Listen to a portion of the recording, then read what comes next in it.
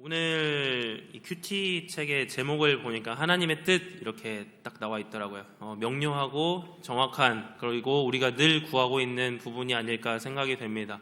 하나님의 뜻이 무엇인가, 이것을 그리스도인으로서 평생 동안 질문하게 되는 부분인데, 이 하나님의 뜻을 구한다는 것은 어떻게 보면 상황에 대한 질문이 많이 따라오는 것 같습니다. 지금 내가 있는 이 상황 언제쯤 끝날까? 도대체 이 상황을 두고서 하나님이 나를 여기에 두신 하나님의 뜻은 무엇인가 하는 내 지금 환경과 그런 상황 속에서 어려움을 닥쳤을 때에 많이들 하는 질문이 하나님의 뜻이 아닌가 생각이 됩니다. 거취에 대한 문제를 묻는 것, 또 내가 지금 어떻게 나아갈지에 대한 궁금증을 가지는 것은 사람의 본성인 것 같습니다. 그런데 여러분이 한번 이런 생각을 해보신 적 있습니까? 내가 정말 하나님이 예를 들어서 김신영 너는 앞으로 이정모 삼성교회에 갈 거야 라고 이제 한 5년 전에 얘기를 했다 쳐보십시다. 그랬다면 제가 여기에 올 수 있었을까요? 전 사실 자신이 없습니다. 왜냐면은 하나님이 너는 5년 뒤에 여기에 갈 거야. 5년 전에 저는 애초에 신학생이 아니었거든요. 그런 상황과 같이 제가 무엇을 하는지, 제가 앞으로 어떻게 살아갈지 알지 못하는 가운데 우리는 때때로 하나님이 나를 앞으로 어디에 두실지에 대한 그런 명확한 해답, 명확한 그림을 요청할 때가 있습니다. 그러나 하나님이 우리의 삶을 지금까지 살아오게 하신 것을 돌아보았을 때에 여러분 뜻한 대로 된 것이 있었나요? 아니면은 어쩌면 여러분의 삶은 오히려 생각과는 다르게 흘러가는 삶의 연속이 아니었습니까? 그런 모습들을 돌아볼 때 우리는 하나님께 구하는 이 뜻, 하나님께 구하는 이 상황에 대한 해답이 오히려 내 삶 가운데는 크게 도움이 안 된다라는 것을 보게 됩니다. 미래에 대하여서 묻고 내 앞으로의 삶의 어떤 방향성에 대해서 묻고 하는 것들이 오히려 내 삶 속에서는 독이 될 수 있다는 것이죠. 사람은 이것에 대하여서 만약에 들었다 할지라도 의지가 정말 강한 사람이 아니면 이것을 이루어낼 재간이 없습니다. 설령 그 외향적인 모습, 어떤 겉모습은 비슷하게 갈지라도 그 속에 정말 하나님이 뜻하시는 바가 있는가, 우리는 그것에 대해서도 정확하게 알 길이 없습니다. 우리가 이것에 대해서 이렇게 불명확하게 가져가는 이유는 무엇인가? 애초에 성경이 하나님의 뜻이 상황의 어떤 역전에 있는 것이 아님을 알려주고 있기 때문입니다. 오히려 하나님께서는 하나님의 뜻에 대하여서 이야기하실 때에 상황을 바꿔주시는 것보다 하나님께서 우리의 삶 가운데, 우리의 하루하루의 삶 가운데에 어떠한 자세, 어떠한 태도로 임해야 하는가를 우리에게 가르쳐 주실 때가 많습니다. 오늘 말씀도 그렇습니다. 오늘 말씀도 바울을 통하여서 하나님의 뜻이 무엇인가를 알려주실 때에 이 데살로니가 교회의 성도들을 향하여 너희가 앞으로 이렇게 될 거야 하는 것이 아니라 하나님의 뜻은 어떠한 것이다 하면서 그들의 삶 가운데의 태도를 점검하게 합니다. 그것이 3절에 나와 있는데 우리 함께 3절 말씀 읽어보도록 하겠습니다. 시작. 하나님의 뜻은 이것이니 너희의 거룩함이라 곧 음란을 버리고. 여러분, 여기에 하나님의 뜻이 분명하게 거룩이라고 나옵니다. 거룩. 이 삶을 임하는 자세가 어떠해야 되는지, 우리의 자신의 상태가 어떻게 되어야 하는지, 우리의 모습을 궁극적으로 하나님께서는 거룩이라는 이 형태로 가져가길 원하신다라고 합니다. 근데 거룩이 도대체 무엇인가? 헬라어로 하기오스라고 쓰이는 이 거룩은 성스럽다라는 뜻으로 우리가 많이 알고 있습니다. 근데 성스럽다라는 이미지를 생각하실 때에 저 하늘에 마치 찬란한 음악이 이렇게 은은하게 흘러는 하면서 이렇게 되게 홀리한 느낌을 여러분 많이 생각하십니다. 그런데 이 성스럽다, 하기오스의 의미는 봉헌되었다, 그러니까 드려졌다라는 얘기죠. 그리고 헌신되었다라는 의미를 가지고 있습니다. 한마디로 하나님께로 드려진 것이라는 의미입니다. 이 하나님에게 드려진 것이라는 의미는 다시 말해 소유권의 개념입니다. 성스럽다라는 것은 내가 어떠한 상태를 이루고 나의 어떠한 경지에 이르는 것의 의미가 아니라 내가 하나님의 것입니다. 내가 하나님에게 붙들렸습니다. 내가 하나님께로 완전히 바쳐졌습니다 하는 소유의 개념이라는 것입니다. 하나님께 드려진 우리의 삶, 우리의 몸, 우리의 시간을 어떻게 쓰여야 하는지 그 소유의 개념을 통해서 오히려 명확하게 알려주는 것입니다. 내가 하나님의 것인데 내 마음대로 살 수 있겠습니까? 아닙니다. 내 시간을 내 마음대로 쓸 수 있겠습니까? 아닙니다. 하나님의 뜻을 위하여서, 하나님을 위하여서 쓰라라고 하는 의미가 바로 이 거룩한이라는 의미입니다. 그런데 바울은 이 거룩을 지키는 데 있어서 가장 큰 방해물이 무엇이라고 얘기하는가? 음란이라고 얘기를 합니다. 도대체 왜 이 거룩의 반대말이 음란이라고 쓰이는 것일까? 우리는 이 당시를 좀 살펴봐야 합니다. 데살로니가 교회가 있던 이 데살로니가 지역, 이 지역은 아프로디테를 숭상하는 그런 정도의 강력한 에로티시즘이 있었던 것은 아니지만, 그래도 이 사회의 로마 전반에 있었던 에로티시즘을 계속해서 계승하고 있습니다. 한마디로 문란한 사회라는 겁니다. 성적으로 타락해 있고 자기가 원하는 대로 살아가는 정욕 덩어리로 살아가는 모습이 이 가운데 있었다는 것입니다. 그러나 여러분, 성적인 것, 성이라는 것이 애초에 나쁘게 하나님이 만드신 것이 아닙니다. 하나님은 건전한 울타리, 정확한 그 가정이라는 울타리, 부부라는 울타리 안에서 이루어질 때에 이것은 아름다운 것임을 하나님께서 말씀하셨습니다. 둘이 한 몸을 이룰지라 하는 이 말씀 가운데에서도 나오는 것처럼 하나님께서는 이 남녀 간의 연합을 아름답게 만드셨습니다. 그런데 데살로니가 지역, 또 로마 지역 전반적으로 이 성에 대하여서 완전히 잘못된 개념을 따라갑니다. 눈에 보이는 아름다움, 육체의 정욕을 따라서 살아가는 것을 너무나도 당연하게 여기고 있었습니다. 이 당시 사회에는 사생아도 너무나 많았습니다. 남녀 간에 불륜을 저지르고 또 친구의 아내를 범하고 생겨나는 사생아들을 그냥 버립니다. 그리고 방치되는 사회가 바로 이 사회였다는 것입니다. 어쩌면 이런 문란함은 우리의 사회와 크게 다르지 않을지도 모르겠습니다. 우리의 심정, 우리의 성정, 우리가 살고 있는 이 시대 속에서 우리는 떳떳하게 우리는 다르다라고 얘기하기 어려울 것입니다. 지금 시대도 그렇듯이 이 데살로니가 이 교회에 이 편지가 쓰여졌던 시기에도 그러했습니다. 상대를 속이고 내 마음을 따라서, 내 욕심을 따라서, 욕망을 따라 살아가는 모습. 그런데 이것에 대하여서 바울이 무엇이라고 기록하는가? 6절에 이렇게 기록하고 있습니다. 함께 이 부분을 읽어보도록 하겠습니다. 이 일에 분수를 넘어서 형제를 헤아리지 말라. 이는 우리가 너희에게 미리 말하고 증언한 것과 같이 이 모든 일에 주께서 신원하여 주심이라. 우리가 여기서 좀 주목해 봐야 되는 부분은 분수를 넘어서 형제를 해하지 말라 하는 겁니다. 갑자기 바울이 거룩과 음란 이 부분에 대해서 얘기를 한 후에 이 일에 분수를 넘어서 형제를 해하지 말라 합니다. 전혀 다른 얘기를 하는 것 같습니다. 일하다가 너무 도를 넘어서 형제들을 괴롭게 하지 마라 하는 그런 얘기처럼 들립니다. 근데 그런 얘기가 아닙니다. 여기서 이 일이라는 거는 아까의 그 음란에 대한 부분입니다. 계속해서 음란을 다루고 있습니다. 음란의 마음, 이 정욕의 마음을 컨트롤하지 못해서 도를 넘어서 형제를 해하게까지 하는 일을 저지르지 말라라고 얘기를 하는 겁니다. 한마디로 선을 넘지 말라는 것입니다. 결혼이 허용하는 범위를 넘어서는 그 선을 넘어서서 가정을 망치고 사회를 망치고 내 욕망을 따라서 살아갈 때에 온 세상을 뒤덮는 그 하나님이 싫어하시는 가증한 모습으로 살아가지 말라는 것입니다. 왜 이러한 모습들을 바울이 지적하는 것인가? 음행, 음란을 따라서 살아갈 때에 이 가운데에 너무나도 궤도를 이탈하는 모습들이 이 사회 가운데 있었기 때문입니다. 3절에서 이 음행이라는 말로 쓰이는 단어는 우리가 오늘날의 포르노라고 잘 알고 있는 단어와 그 유사한 의미가 있습니다. 포르네이아스로 쓰이는 이 단어는 성의 궤도를 이탈한 모든 것을 말합니다. 단순히 성적 일탈만을 얘기하는 게 아니라 동성애, 또 이성 간에서 잘못된 관계, 부적절한 관계, 간음, 이런 모든 것들을 다 얘기하는 것입니다. 거룩에 반대되는 의미로 음란을 얘기하면서 바울은 계속해서 이것의 문제점을 지적하는 것입니다. 왜 그런가? 왜 그렇게까지 바울이 집요하게 이 음란에 대해서 이야기를 하는가? 이 음란의 기저에 있는 의미가 있기 때문입니다. 음란의 기저, 그거는 나의 만족을 추구하는 것에 있습니다. 내 욕구, 내 욕망을 쫓아서 무작정 따라가는 것입니다. 쾌락을 쫓아가는 것입니다.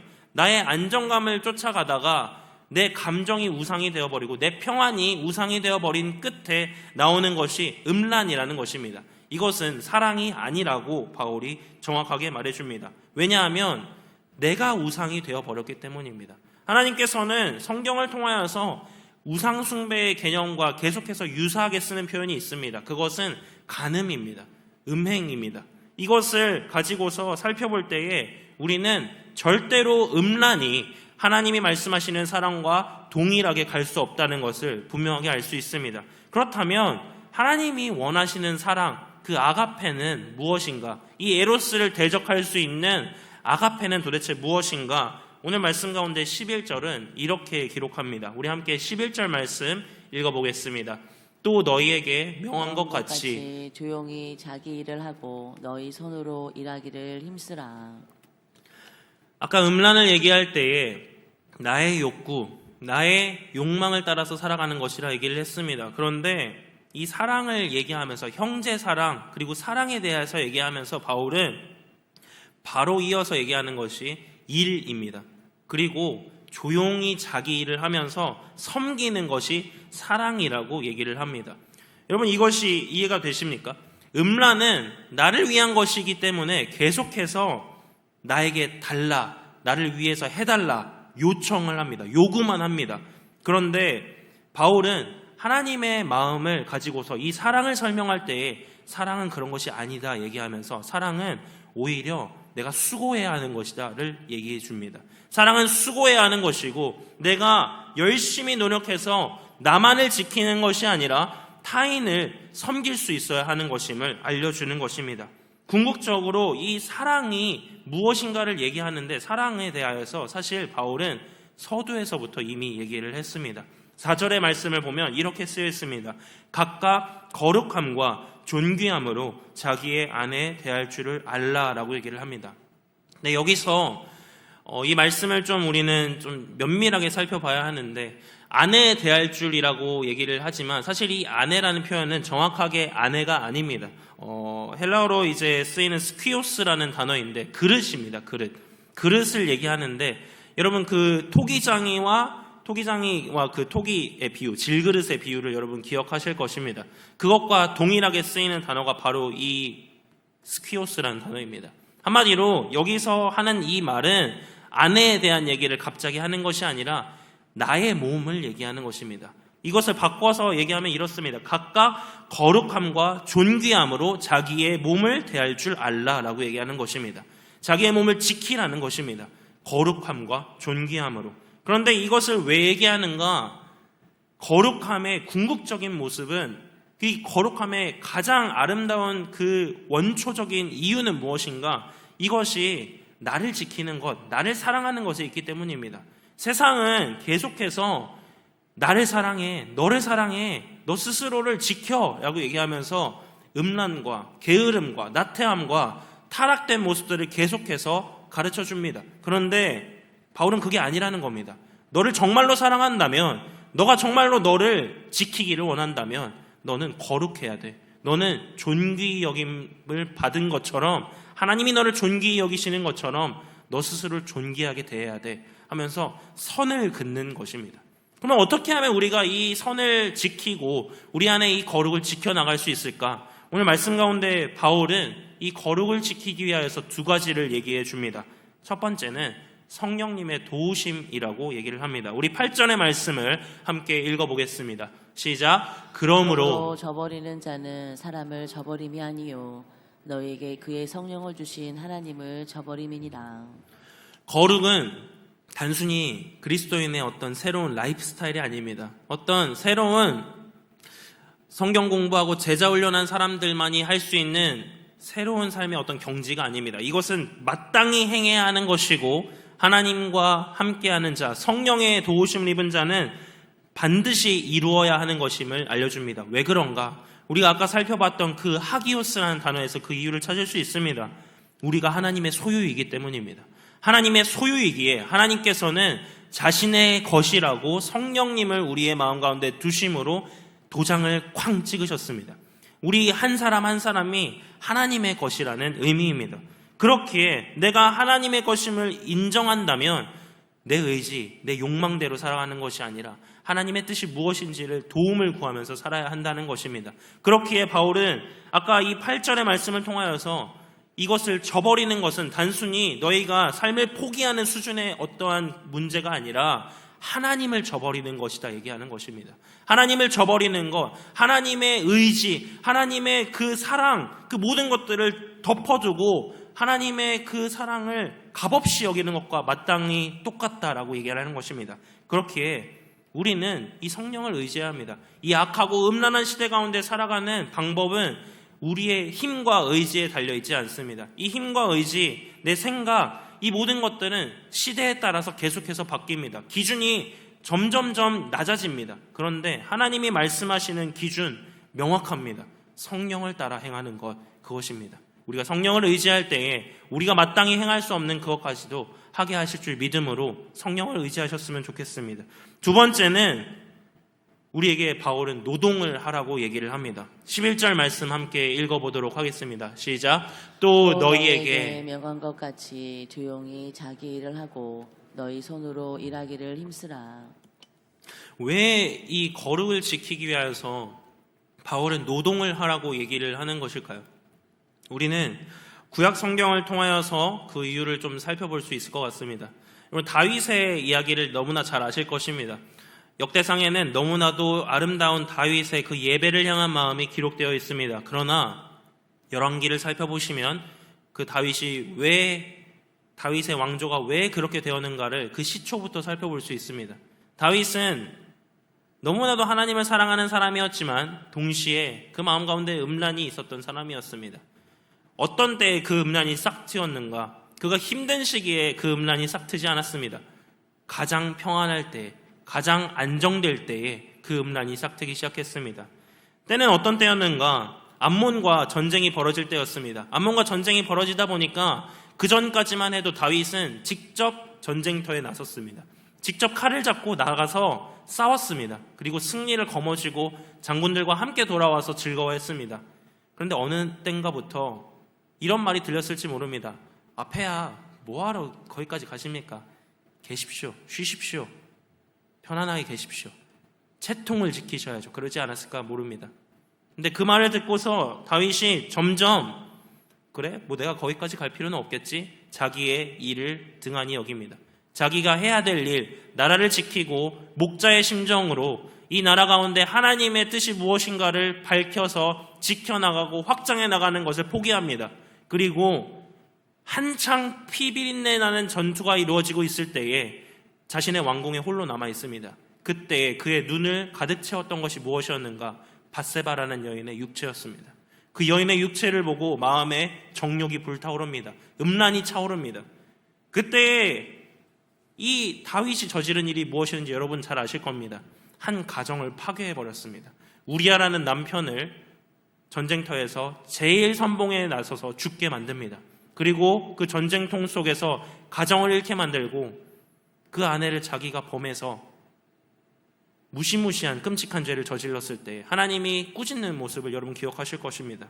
여러분 이것이 아까 바울이 얘기했던 그 부분과 똑같은 것 아닙니까? 형제를 해하지 말라 한 그 말씀. 이것을 다윗은 시원하게 어겨버렸습니다. 그리고서 자기가 이전에 행했던 모습, 그 선하게 하나님을 따랐던 모습까지도 완전히 까먹는 모습을 보여줍니다. 그렇기에 우리는 이 모습을 보면서 경각심을 가져야 합니다. 우리가 때때로 휴식을 취하는 것은 중요합니다. 바쁘게 살아오고 달려가는 그 일 가운데 잠깐의 휴식은 너무나 중요합니다. 그런데 성경은 절대로 우리 보고 늘어져 있으라 얘기하지 않습니다. 게으른 상태로 그 시간을 허영세월 보내듯이 소비하고 있으라고 얘기하지 않습니다. 오히려 바울을 통하여서 우리에게 알려주는 모습은 무엇인가? 수고하고 부지런하게 사는 모습이라고 얘기합니다. 그 이유가 무엇인가? 12절에 이렇게 바울은 얘기합니다. 우리 12절 말씀 한번 읽어볼까요? 이는 외인에 대하여 단정히 행하고 또한 아무 궁핍함이 없게 하려 함이라. 바울은 자기 스스로가 이 모습을 지키기 위해서 본을 보입니다. 밤낮으로 일했다라고 성경에 기록합니다. 밤낮으로 일하는데 무슨 일을 하는가? 사실 사도 바울입니다. 바울도 예수 그리스도를 통하여서 사도의 직분을 받았습니다. 말씀만 전하면 됩니다. 우리가 기도와 말씀 외엔 아무것도 하지 않겠다라고 결의했던 그 사도들과 같이 말씀만 전하고 때에 따라서 양식 공급받고 살아가도 됩니다. 그런데 자신의 권위와 자신의 권리를 모두 포기해버린 바울은 어떻게 살아가는가? 그들과 동일하게 살아갑니다. 성도들과 동일하게 밤낮 없이 일합니다. 그리고 그 일하는 모습 가운데서 주어진 하나님의 말씀을 또 나눕니다. 왜 그랬을까요? 밤낮으로 일하는 가운데 음란이 싹트지 못하는 그 모습을 통하여서 이 모습을 보고 배우라고 했던 거 아닐까요?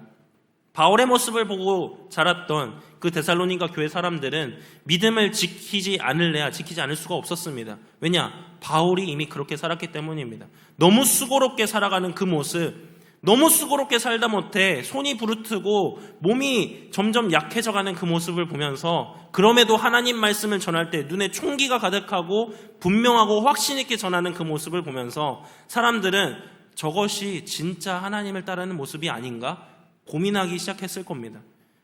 그것이 이 말씀의 이유입니다. 바울은 그렇게 살아가는 가운데에 타인들, 주변에 예수를 믿지 않는 자들이 이 모습을 보고 본받기를 원했던 것입니다. 또한 이 모습을 통하여서 나만 지키는 것이 아니라 주변에 어려운 사람들을 섬길 수 있는 진정한 이웃사랑을 실천하게 만듭니다. 그것이 그리스도인으로서 살아가는 바울이 너무나도 궁극적으로 원했던 모습이었습니다. 우리는 우리 자신을 사랑하는 시대 가운데 살아갑니다. 예전에 이런 노래가 있었습니다. 팝송이었는데 Love Yourself라는 얘기였습니다. 너 자신을 사랑해라, 그 노래였습니다. 노래 처음부터 끝까지 네 자신 사랑해, 그 얘기밖에 없습니다. 듣는데 처음엔 좋았어요. 왜냐하면 저도 저를 사랑하기 때문입니다. 그런데 이걸 듣다가 좀 안타까웠어요. 내가 나를 사랑하니까 난 이거 해야 돼, 난 저거 해야 돼, 자꾸만 덕지덕지 뭔가를 갖다 붙입니다. 그리고 치렁치렁 뭔가가 너저분하게 이어져 있는 모습이 연상되었습니다. 근데 하나님은 우리를 그렇게 사랑하라고 얘기하지 않습니다. 정말로 우리 자신을 사랑한다면 하나님께서 원하시는 삶의 방식이 있다고 오늘 바울은 얘기해 줍니다. 우리 다시 한번 4절의 말씀을 좀 읽어봤으면 좋겠습니다. 4절 말씀 시작. 각각 거룩함과 존귀함으로 자기의 아내 대할 줄을 알고. 아까 이 아내가 그릇, 그래서 자기의 몸이라고 얘기를 했습니다. 각각 거룩함과 존귀함으로 자기 몸을 대하라 그랬습니다. 근데 이 존귀함이 어떤 의미인가? 가치 있게 여긴다라는 의미입니다. 값이 나가는 것처럼 여긴다는 의미입니다. 여러분 자신을 어느 정도의 값어치라고 생각하십니까? 여러분 스스로를 어느 정도의 가치로 여기십니까? 하나님은 여러분을 예수 그리스도의 피로 주고 사셨습니다. 여러분은 예수 그리스도의 몸값입니다. 또한 하나님은 여러분을 보실 때에 무엇이라고 어떤 가치를 매기시는가? 여러분을 향하여서 거룩한 성전이라고 말씀하십니다. 여러분 성전입니다. 하나님의 성전, 이 교회, 눈에 보이는 이 예배당이 성전이 아니라 여러분의 값어치는 성전의 값어치입니다. 그러면 그 값어치에 맞게 사셔야 합니다. 하나님이 여러분을 존귀하게 여기시는 것처럼 여러분 스스로를 그 아름다움으로 채워가셔야 합니다. 성령을 따라서 거룩한 노동을 통하여서 여러분 하루하루를 지켜나가시기 바랍니다. 내 몸을 지키는 것, 나를 사랑하는 것, 그것은 내 뜻대로 살아가는 것에 있는 것이 아니라 하나님이 뜻하신 대로 살아가는 것에 있음을 기억하고 오늘 하루 부지런히 노력하여 하나님의 뜻을 이루어가는 우리 모두 되시기를 간절히 소망합니다.